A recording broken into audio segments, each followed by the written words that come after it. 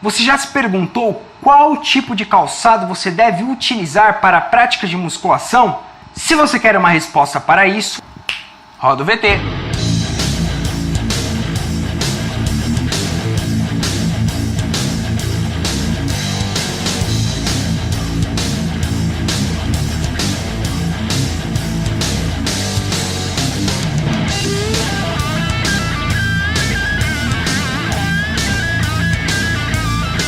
Não, pois de fato não existe um calçado qual seja destinado unicamente para a prática de musculação.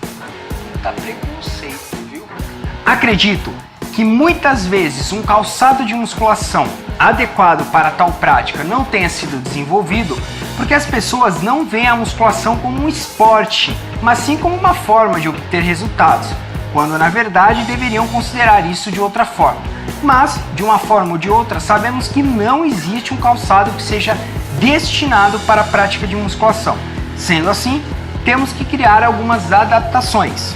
Mas, que adaptações são essas? Problema no joelho necessitam de calçados específicos? Será que calçados de corridas com amortecedores são melhores para essas pessoas com problemas no joelho? Ou será que de fato o calçado interfere na prática de musculação? Bem, a realidade é que cada pessoa irá se adaptar a um tipo de calçado diferente, a qual atenda às suas necessidades individuais. Entretanto, alguns pontos básicos devem ser observados na musculação. O primeiro deles é que a musculação não é uma atividade de impactos, portanto, o fato de você utilizar calçados com grande amortecimento não trará grandes benefícios para a prática de musculação. E do contrário, em alguns exercícios poderá inclusive causar instabilidade no seu joelho. Calçados de corridas com amortecedores específicos para corridas não são recomendados para a prática de musculação, principalmente para indivíduos que fazem exercícios como a passada, entre outros. Sendo assim, costumo dizer que os calçados que mais se adequam para a parte da musculação são aqueles de sola plana e rígida, ou seja, sem molas, sem almofadados, sem acolchoados e sem todas aquelas frescuras que tanto encarecem os inúmeros calçados que vemos por aí. Muitas vezes, o uso de vários tipos de calçados tem sido feito unicamente por modismo, mas sem grandes razões funcionais. Portanto, hoje comentarei a respeito de 3 calçados os quais você pode utilizar para a prática de musculação e que são muito interessantes. Então, vamos lá! O primeiro desses calçados são as famosas botinhas. Essas botinhas de boxe, até um tempo atrás, não eram muito popularizadas e normalmente quem ia treinar numa academia dessa era esculachado e bastante sacaneado.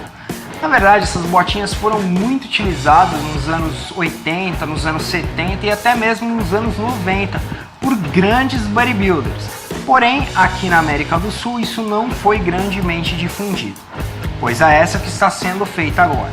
As botinhas de boxe, que são usadas na musculação também, são interessantes por 2 principais motivos.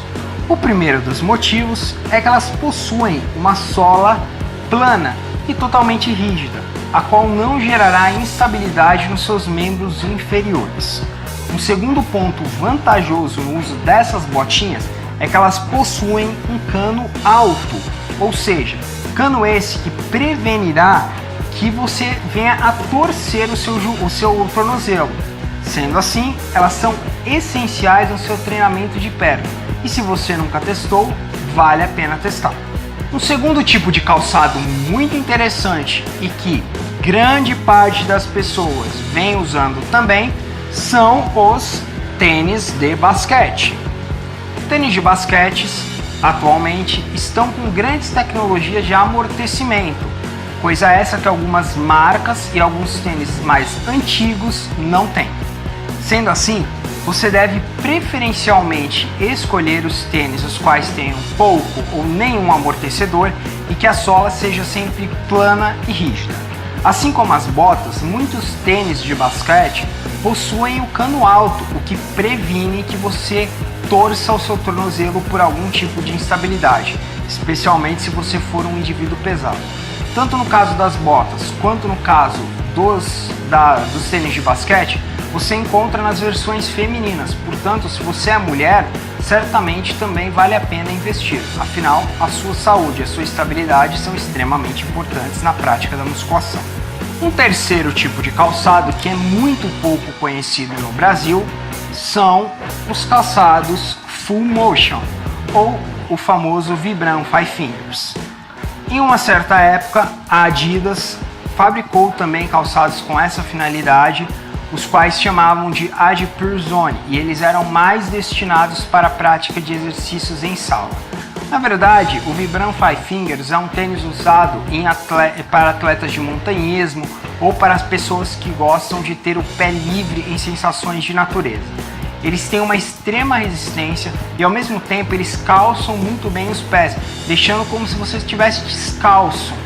O interessante no uso dos Vibram Five Fingers ou desses tênis com essa finalidade, na verdade sapatilhas, são que eles permitem um contato maior do seu pé com o chão e eles permitem com que seus receptores táteis fiquem muito mais ativos. Olha a importância disso. Se, por exemplo, você estivesse treinando descalço e viesse a pisar num pedregulho, qual seria a sua primeira reação? Muito provavelmente tirar o pé. O mesmo acontece com os tênis estilo Vibram Five Fingers. Caso você ocorra algum tipo de lesão, ela não será mascarada e você poderá ver na hora e poderá sentir o que está acontecendo, coisa que muitos tênis escondem e a pessoa vai sentir muito tempo depois, quando a lesão realmente já está agravada. Esses tênis, eles necessitam de um certo costume para serem utilizados, mas a partir do momento que você pega o costume e pega a prática em utilizá-los, certamente eles serão grandes aliados da prática de musculação. Ainda, se você quiser treinar descalço, essa é uma excelente opção. Sim, nenhuma anilha. Sim, muitas academias não permitem que os indivíduos treinem descalços, com a justificativa de que uma anilha pode cair no dedo ou qualquer coisa do tipo. Na realidade, tanto faz você estar de tênis ou não, se uma anilha de 20 kg cair no seu pé, com certeza ela vai te machucar. Treinar descalço foi coisa que muitos atletas fizeram no passado e é extremamente eficaz. Isso porque, da mesma forma como os Vibrams, você tem um contato com o solo e você tem uma diretriz de onde você está pisando. Além disso, considere que muitos tênis eles modificam a forma do seu pé, coisa que não é adequada. A melhor anatomia que nós temos para nos prevenir de lesão é a anatomia do nosso próprio corpo. Galera, então se você está na dúvida em qual tênis optar, certamente vale a pena considerar essas opções e, acima de tudo, considerar a sua adaptação a cada uma delas. Lembre-se, tênis deverão ser sempre rígidos, firmes e sem muito amortecedor.